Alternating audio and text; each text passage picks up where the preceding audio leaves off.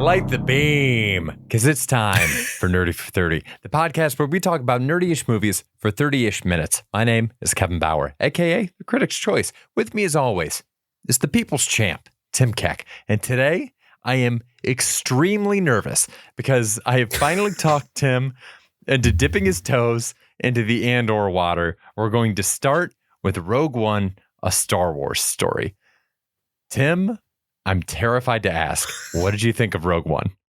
This is a great movie. This is a great movie. God. I liked Jesus it then. Motherfucking Christ. I like it now. Honestly, as somebody who is, I think, very much out on Star Wars, nothing Star Wars really gets me excited anymore. Mm-hmm. The worst parts of this movie for me are like the Star Wars-y parts where they're like, great, R2-D2 and C-3PO are here. Like, who gives a fuck, you know? And like, I don't know. There were just moments when I was reminded that this was Star Wars and I was like, I don't need this. Like, who cares? Like, then they go, like, they're doing this whole like top secret mission. They fly through space and then you go to their secret base and it looks like everyone's playing Battleship at their computers. It's a joke. Like, these guys are, I don't know. Now I'm just mad for no reason now. This movie's great. It's so good. It's so awesome. This is like a legit good movie, I think. And I guess what made me think of it is like, it feels so separate from Star Wars. Mm-hmm. And the first time you see Darth Vader in this movie, for me, it felt even jarring. Like, wait, what are we doing? This is not the movie I'm watching right now. And I wasn't really interested in it, even though he's the best. He's like the coolest scene Darth Vader's ever done is in this movie. They just crush everything. This movie looks beautiful. Mm-hmm. It's just, this movie rocks. It's really, really good. Kevin, what do you think of this movie? Is this the best thing Star Wars has done? This is the best thing Star Wars did between The Empire Strikes Back and Andor. I think I personally, look, I saw Empire late. This is going to lose everybody. I saw Empire pretty late. I don't stan Empire like everybody else does. I'm not as big of a fan of Empire, but I've rewatched it a few times. I can acknowledge it's a damn good movie. It's like a very cool movie. What it did to expand the lore is very cool.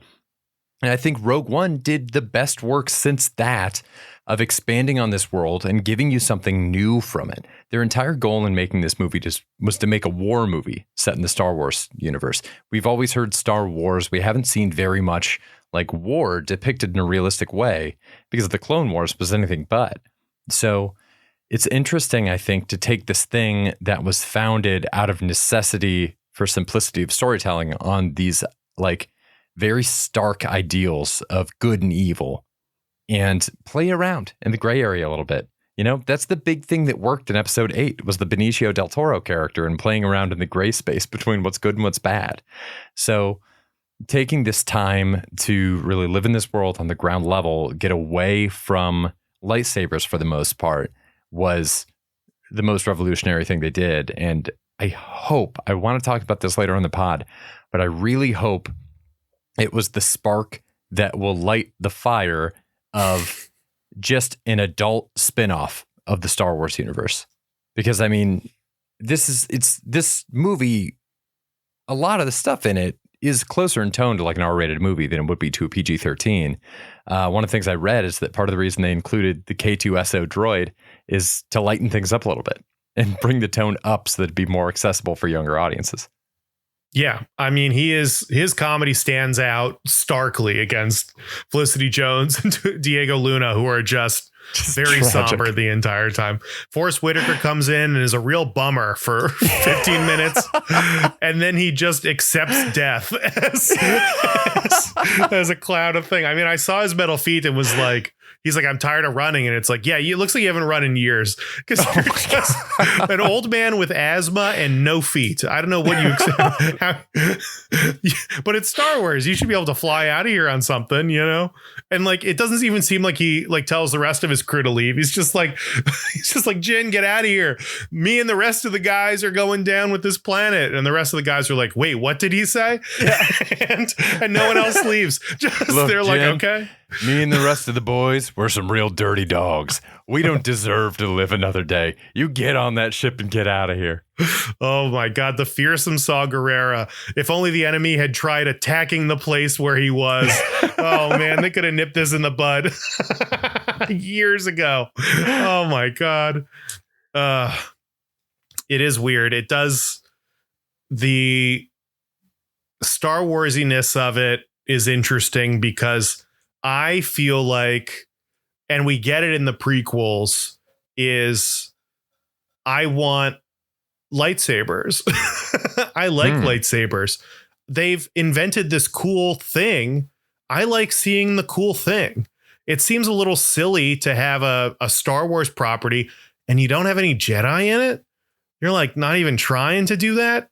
And I'm thinking more about the little bit of Andor I've seen in like Boba Fett and, you know, the Mandalorian and whatever. It just seems like, I don't know why they wouldn't try and give us good things. I think the proof here is that the lightsabers aren't in and of themselves good things. If anything, everything since Rogue One has turned me against lightsabers to a certain extent because they're being used way too freely now. The kind of shit that we've seen come out of Star Wars in the modern era with like the Inquisitors, suddenly these are people that we're supposed to understand were around doing shit in like the 1970s era of Star Wars.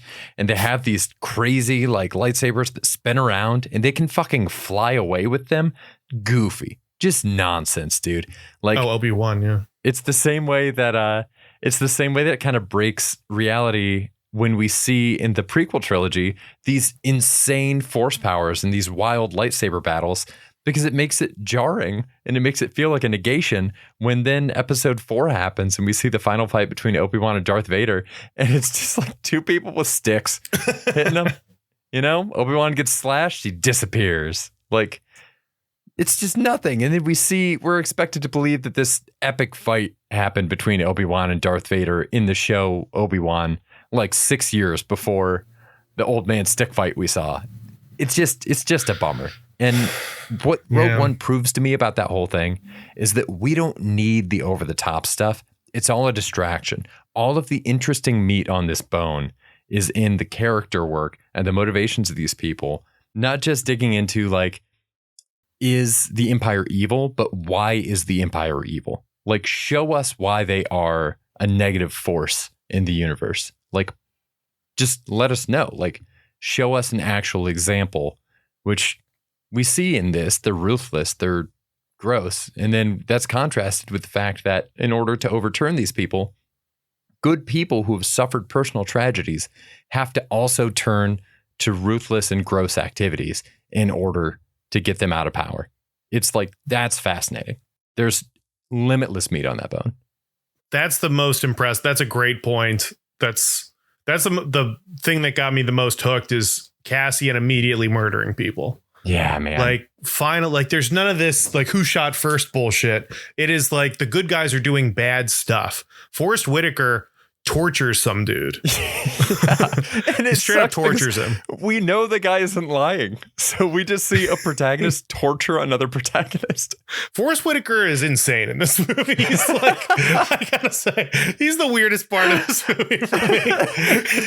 His character's crazy. And the fact that everyone's like, yeah, this is the guy who's gonna, you know, lead us to the rebellion. Like, if this is the best the rebellion has to offer, I'm voting for the Senate because they at least seem like they have their shit together, you know? Dude, it's crazy. They seem scrappy as hell. And then Mon Mothma, who like you would be forgiven by not recognizing by name in this movie, but she's a big part of Andor. Mon Mothma's the person in the disco robes.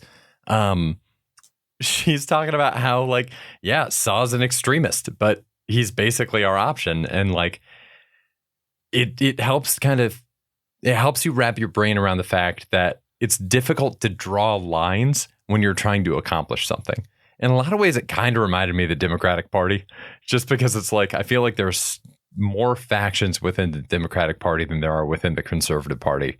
And it's harder to get all of the factions within the Democratic Party to align on things than it is to get like conservative ideals to align. Right.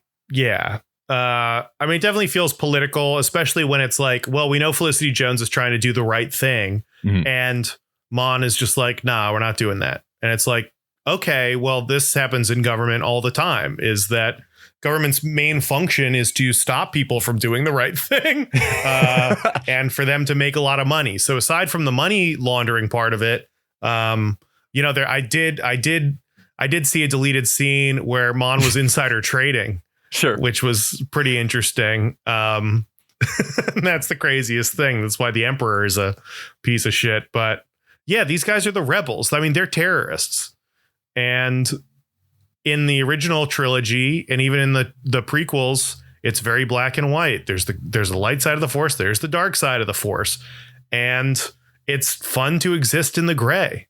Especially because most of these people aren't really into the Force. It's really just Donnie Yen, blind Donnie Yen, who is crushing it. He's incredible. And he's the kind of characterization. I mean, I complained about the lack of lightsabers, but they give us at the end of the movie the best Darth Vader scene of all time. Yeah. In the lightsaber slashing, which adds incredible context to the first movie. I mean, it's an incredible lead in to A New Hope. But Donnie Yen is an extension of this idea of the Jedi. The Jedi no longer exist. He is protecting parts of their culture and has at some point committed to it himself and is adapting to it. And his friend is kind of tired of hearing about it, but also, it resonates with him to the degree that it resonated with his friend. And we see the Force acting through him, even though he doesn't have a lightsaber. It's so cool. That's the kind of incredibly detailed stuff. I mean, this movie treads that line. I think they try and blur that in like the next trilogy, like last Rise of Skywalker or whatever those fucking movies are called. Yeah. I mean, where they're like, oh, Kylo Ren, he's like torn and upset and there's like light and dark. And I just don't buy it in that scenario the same way. It seems like way more cartoonish and hammy. And I think they make a good choice in this, that Felicity Jones and Diego Luna don't kiss at the end. Yes. Because they force just a weird kiss between Adam Driver and Daisy Ridley. And it's just, it's gross and it's uncomfortable. And somehow it's so much more powerful for these two in Rogue One to be holding each other and like comforting each other and taking comfort in the fact that they did something that is bigger than them and will continue after them, and that they've kind of both achieved their goals together. And that's more powerful than just a quick makeout session on your way to battle your grandfather, who is, whatever goddamn bullshit they had.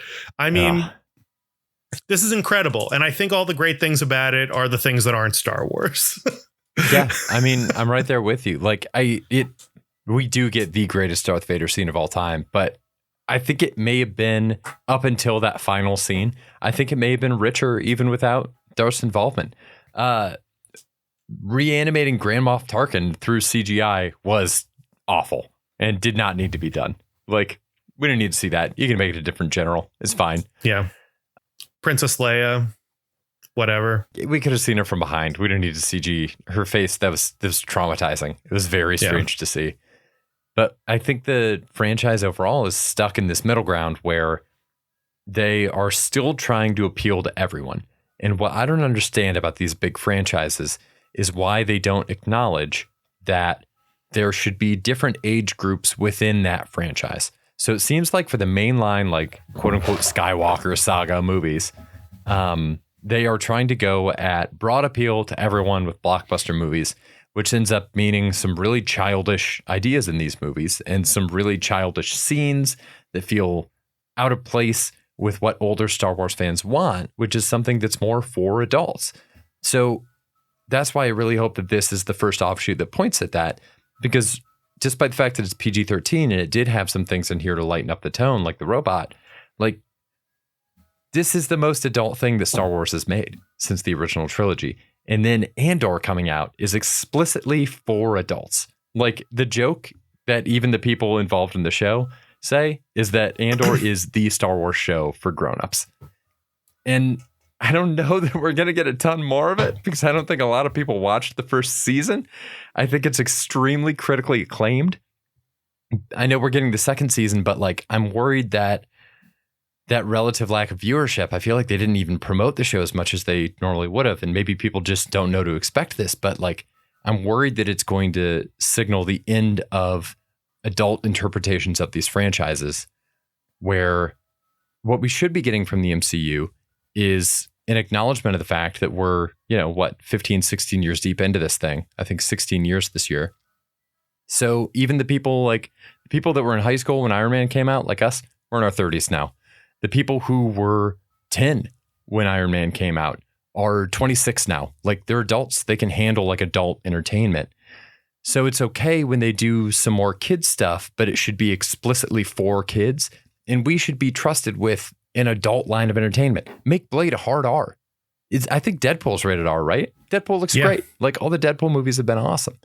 So dig into the fact that you have different age groups represented and make content tailored for each of them. Because when you're trying to make it appeal to everybody, it just falls apart. And you lose people with a lot of expendable income in our age range. Why is there not an adult take on Pokemon? Like, look how big of a success Pal World was. It's for those who haven't heard of Pal World. It's a Steam game that's a Pokemon knockoff with guns. And people love it. And I don't want a Pokemon knockoff with guns, but I want to play a Pokemon game that's fun and isn't for babies, which most of the Pokemon games are. Yeah, I mean, it's good to know that you have lots of disposable income. I'd say that first and foremost. I think we could really use some of that on the pod. Yeah, dude, I'm going to start throwing all of my tens of wealth at you. I want to make very clear that was a relative statement. I don't know if our demographic. I think the kids with parents, probably with older parents, are probably still the people with the most money. I don't know if maybe ignoring the millennials is like an intentional choice. We're all like broke and miserable. Not everybody's miserable. I agree. Yeah, that I think we ran into a weird issue with this idea of separation with Madam Web. Because I heard a bunch of people be like, oh, it's a Marvel movie. And every time it's like, no, this isn't not a Marvel movie. This is Sony making a movie with some leftover characters that they bought from Marvel. It's just, this is unrelated. It's not in the same universe. It's bullshit. But for the average person, that's just, they think it's all the same thing. So I think maybe if someone's wondering if their kid should get into Star Wars and their first experience is Rogue One, maybe that discourages them from buying them a Yoda plushie or something. I don't know. I'm curious to see how this works with Deadpool, because it's an R-rated movie. It's in the MCU. How does that work? Are there going to be parents that are really like, actually, you can't watch Deadpool to kids? Probably, Deadpool's one of like the most popular movies of, it's insanely popular. I feel like if you are in, gosh, what is it? It's PG-13. So when is that? Middle school, elementary school? I feel like if you're in the 5th grade and you haven't seen Deadpool, you're a loser, 5th grade. Where was I in 5th grade? Yeah. Well, how old is that 5th grade? I don't know if I think I saw Blade when I was in 5th grade. So yeah, that checks out. I probably would have been allowed to see Deadpool. Yeah, but then if you're a 5th grader, then what about 4th grade? I don't know. What grade are people watching our movies? Email the show. Yeah. Let me know. I think I saw The Matrix when I was 9. So I didn't understand it, but I thought it was really cool.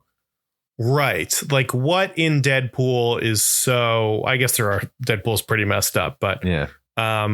Yeah, I think that line is tricky to walk, and I understand why Marvel is hesitant to do it, and I understand why Star Wars is hesitant to do it. Yeah, it's interesting. I do think my other opinion with the Star Wars stuff is that, I mean, we've had 3 trilogies that are basically the same story, and it's weird. It'd be like if every movie that was set in America was about Joe Biden, and it's just young man Joe Biden, old man Joe Biden, VP Joe Biden. And after a while, you're like, so is Joe Biden the only person in the United States, you'd be like, I don't know, can we go to Montana and see what those kids are up to? Like, let's venture out a little bit. Why is it just the same thing being beat into our heads over and over again? They've gone out of their way to create such a fascinating, wide world with so much lore that you could just pick a planet, like literally just throw a dart at a map and come up with a story set there. Yeah. And you could do it. You've got enough a world. I mean, and Rogue One, I think, is a model of that where they set out to make a war movie. And then at the end, they kind of paint over it with Star Wars. And I think that's the model that would probably create the best movies. Whether or not that makes them the most money, I think, is the real question. But I was kind of surprised how invested I was in Ben Mendelsohn when I don't know who this guy. I've never seen this character before. And yet he's a great villain. He's there at the end. He gets shot. I'm glad he gets his comeuppance, but also he's complicated, and I feel a little bad for him. The grandpa stole his idea, but he's a piece of shit, and it's just complicated and fun. And he's as good a bad guy as anyone not named Darth Vader in Star Wars. Dude, you don't even know it yet, and you already got Andor pilled. This is great. This is great for me. So is he in Andor? He is not in Andor. Cassian is in Andor. Cassian is, yeah. So that's weird. Yeah, so it's set. I want to say it's set like I'm not sure of the exact timeline of how early it is, but it's before this. It's before this. Cassian at the beginning of it is not formally a member of the Resistance yet.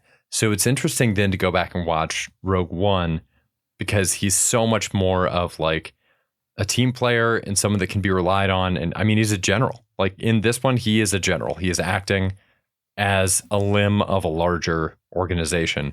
Whereas in Andor, he's, I wouldn't say only out for himself, but like he has much more of a self-preservation mindset. So it's like he walks it well. It's not unbelievable, but it does feel like you're seeing a character much later in their life. And that's cool to see. Like this is not the Andor that you see in the show Andor is a different character than the one you see here. He just has a long way to go. Yeah. Do you think anything, I read something recently about spoilers basically. And I really, try to avoid spoilers at all costs, avoid the trailer. Mm-hmm. But they said there's something exciting about knowing what's coming that you can still have good enjoyment. Sure. You still enjoy the movie. I think they were arguing even more when you know what's coming and you see it coming. But there is something in me that, I mean, I hate flashbacks in movies too. Let's go back to the beginning. Let's like start, in the past or whatever. Let's backtrack. The fact that Cassian is in this movie and I know he's just going to be alive and happy in Andor is a little bit of a bummer. I'm not saying it's a turnoff from Andor completely, but it's kind of lame. I mean, it's the same problem you have with seeing Obi-Wan Kenobi and in the prequels. It's the same thing with Star Wars. And I think it would be cool if Star Wars would, again, just throw a dart at the map, pick a completely new, just come up with something else, live in that world where we just don't have any strings attached.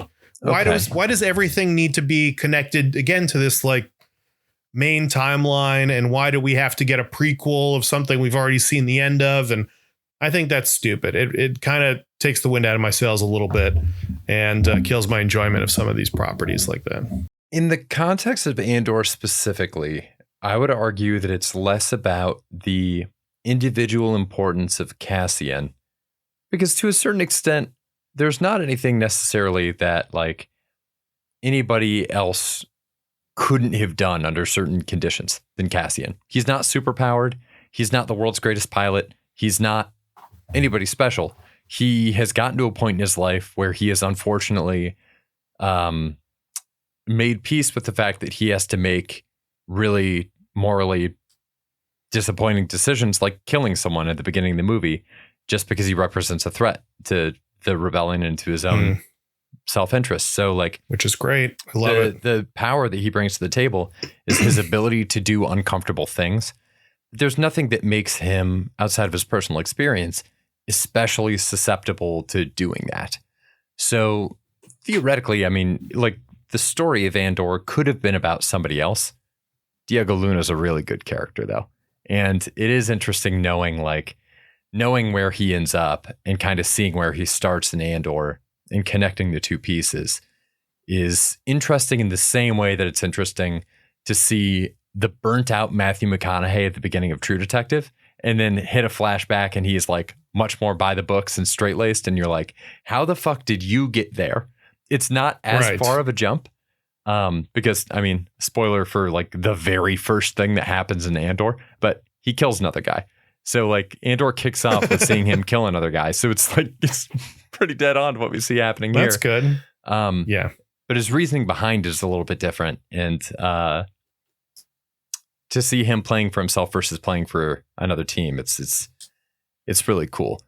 In general, the show Andor mostly serves to give you more tastes of what life is like under Empire rule, and to show really interesting struggles for power and really interesting consequences of decisions throughout like an ecosystem in the galaxy, which is like, I don't know that I've seen it done in this big of a scale before outside of like Game of Thrones, where they spent seasons building out a whole world where you're introduced to a bunch of different aspects of life, a bunch of different planets, a bunch of different situations.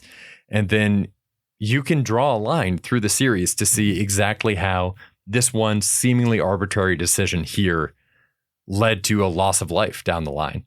Which is, I mean, that's life. Okay, we just talked in the Ghost episode. I'm tired of talking about Andor, though. Like I'm not going to watch it. So why are we even bothering with it? You said you wanted to drill me on some Star Wars stuff, though. Yeah, I just wanted to like drill you. We basically got to it. I just wanted to ask what you thought about Cassian. And okay. Yeah. So I beat you to the punch. Yeah, I like Cassian a lot. I think he is emblematic of this complicated storytelling. And I like it. I kind of wish Jin had been a little more Cassian, like a little more shades of gray. Jin just seems like kind of an uninteresting character. I like Felicity Jones a lot, but she is kind of just on this one. I guess she changes her mind and decides to commit to her father's vision and all of that. But it would be neat to see her make a hard choice as well, where it seems like Cassian is making hard choices, like not refusing to kill her father, I think is a big choice from him. Yeah.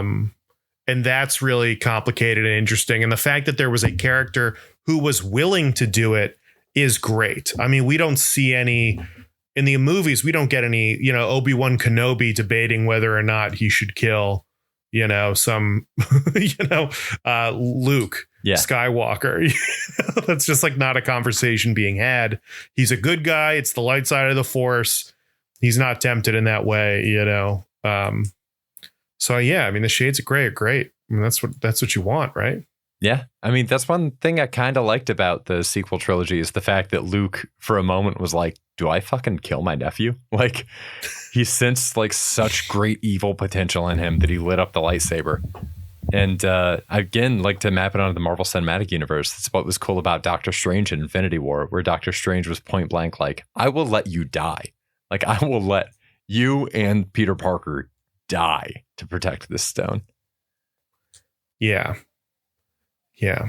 That is fun and complicated. I mean, I'm wondering really, maybe that's why people did not like Luke Skywalker's portrayal in like the later trilogy, is that this is a character who's given up hope, and that's just not what Luke Skywalker would ever do.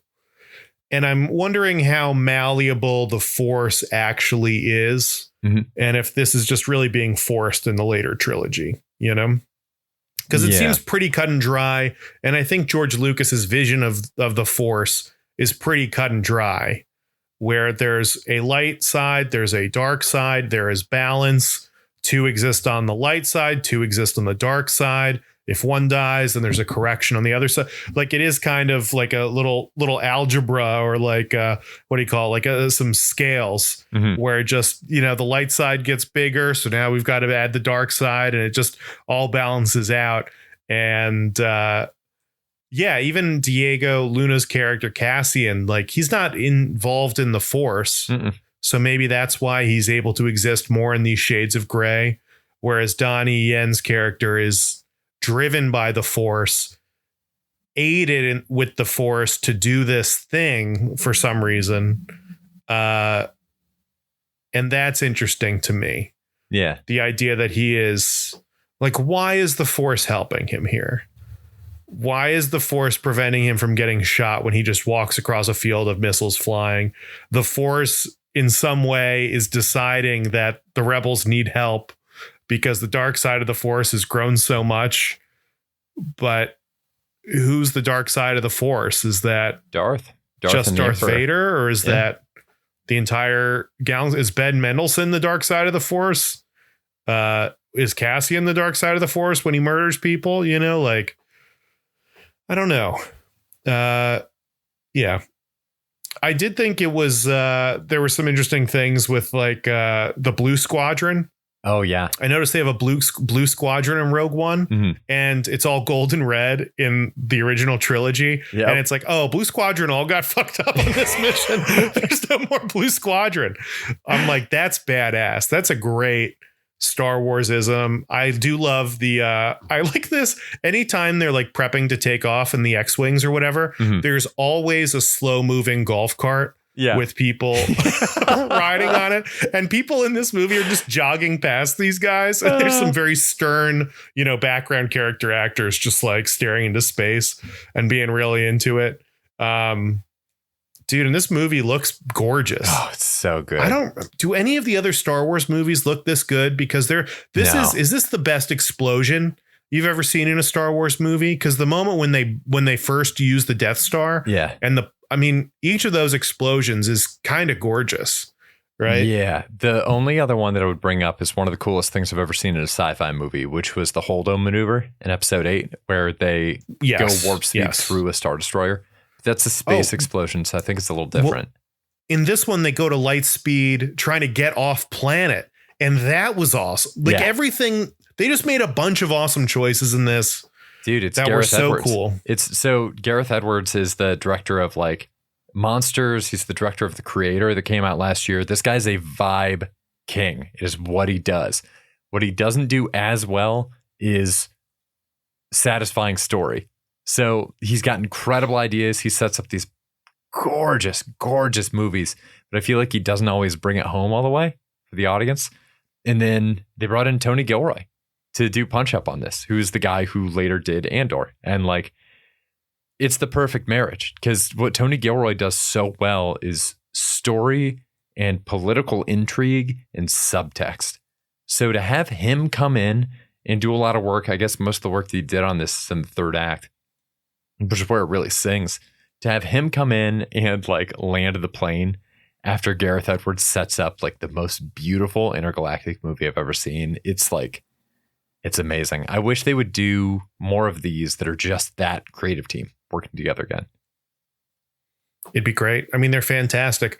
I mean, the last hour of the movie is the fight of them trying to get this information off planet. I mean, this movie flies by. It really does. It's just, there's like no meat on the bone. There's like no fat. There's no fat on the story. Yeah. It's great. It crushes. I do also think it's funny. They always have meetings around a table, and I'm like, who gets to stand at the table? Because there's a very clear delineation between like Felicity Jones standing at the table with Cassian, and then there's always people like behind her in the dark, you know? like they're lighted so they're not there, and like, okay, I don't know this Felicity, I don't know Jin, but all of a sudden she gets to stand at the table with Mon. Crazy. Yeah. I also don't know what the Gatling gun does. Oh, the Gatling gun that seems, he's got a weird dude has Gatling gun backpack. Yeah. And do we need bullets for the blasters? Is it stronger than other blasters? It shoots like pretty fast, but then Chirrut's taking down TIE fighters with his like longbow. So that's crazy. Why not just have one of those? That gets like kind of weak at the end though. Once he's on planet, I was like, why isn't this causing massive explosions again? Yeah. Blind Donnie Yen in this is insane. He's the best. God, shout out Blind Donnie Yen forever. Hope he's in Andor. No spoilers. Oh my God. He's not. Okay, I'm watching it. I'm so sorry. Oh, fuck. Okay, I'll skip it. No interest. Thank you. Maybe season 2. Hopefully season 2. God, give us more Blind Donnie Yen. I'll watch it. It'd be great. All right, listener, what do you think? Rogue One, best Star Wars movie since Empire, best Star Wars movie of all time, send us an email, nerdyfor30@gmail.com. We'll read it on the show. We'll also be back here again next week. Thank you so much for listening. See you then. Stay nerdy, everybody. Bye. Bye. Tim, I'm so glad you liked it. Of course I liked it. It's a great movie.